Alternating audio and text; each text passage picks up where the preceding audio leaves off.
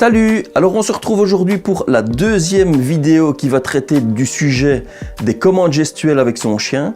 Vous avez été vraiment très nombreux à réagir à la première vidéo et c'est pour cette raison que nous allons faire une deuxième vidéo pour vraiment vous donner un maximum d'informations.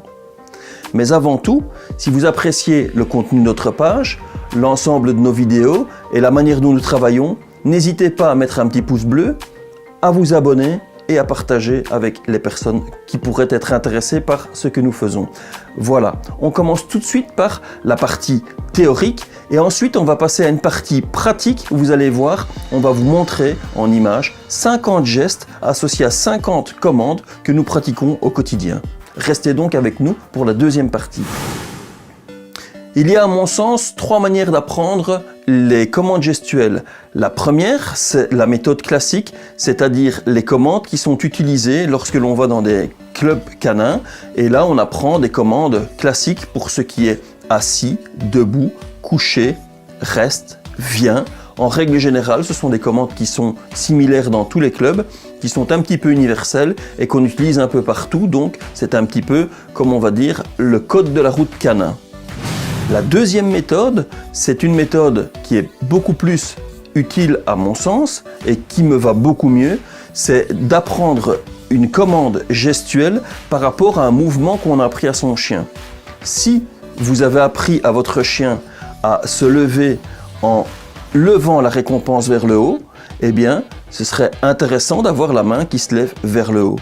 Vous pouvez avoir également appris à votre chien à se coucher en déposant la récompense vers le bas, d'où l'intérêt d'avoir une main qui se met vers le bas.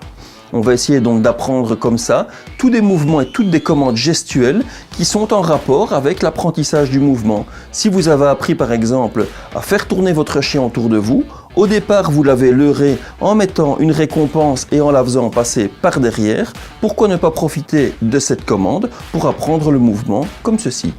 Si vous avez appris à votre chien à rouler sur lui-même, donc qu'il roule sur le côté, pourquoi ne pas lui apprendre à tourner simplement comme ceci en montrant le mouvement de cette manière-là.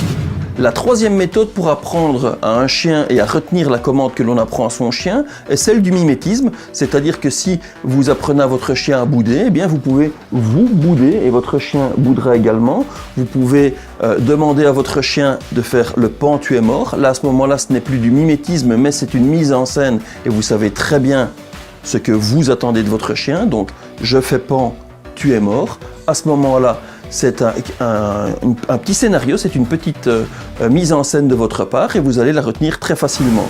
On va passer à la partie pratique maintenant, à la partie exercice, vous allez voir ce qu'il y a moyen de faire, mais avant tout, encore 2 petites choses.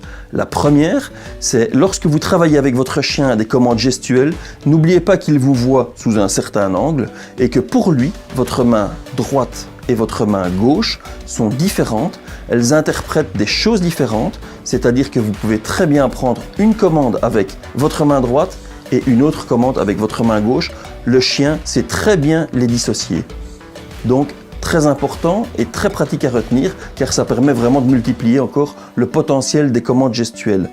Deuxième chose, si vous utilisez des commandes gestuelles, en plus d'une commande verbale, eh bien vous doublez la possibilité de vous faire comprendre par votre chien et c'est vraiment indispensable. Imaginez-vous simplement que vous appeliez votre chien et que lorsqu'il est face à vous, vous lui dites « viens », eh bien vous allez voir que votre chien va venir beaucoup plus facilement. Non seulement il a la commande gestuelle, mais en plus de ça, il a la commande verbale « viens ». À partir de ce moment-là, vous allez doubler votre potentiel de pouvoir réussir à faire ce que vous avez envie comme commande à votre chien. On passe directement maintenant à la partie pratique. Je vous montre 50 gestes et 50 mouvements. À tout de suite.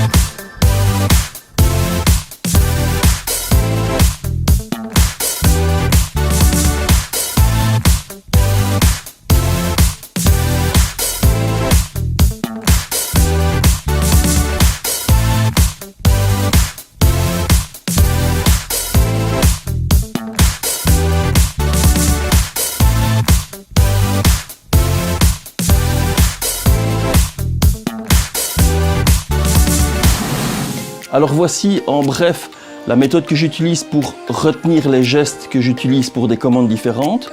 C'est simple, à partir du moment où je fais la formation, eh bien, quand je vais lui apprendre par exemple le assis, je prends la récompense et je vais la lever, d'accord?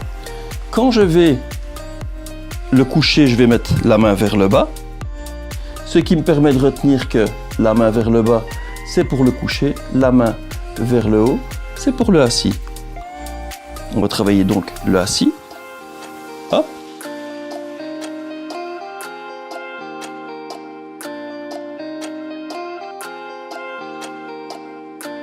Pour le debout, c'est pareil. J'ai la récompense dans la main et je tirais vers moi. Ce qui fait que le chien était récompensé à partir du moment où je tirais la main vers moi. D'où ce mouvement qui est resté, tirer la main vers moi. Assis vers le haut, en bas le coucher, tirer vers moi le debout. Bien mollo. On va continuer par exemple par faire le beau. Faire le beau, je levais la récompense au-dessus de sa tête.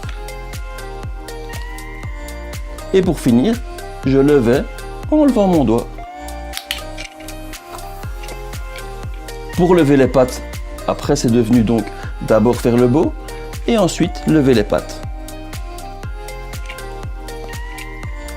Pour après ça monter en dansant, il suffisait simplement de donner de l'élan.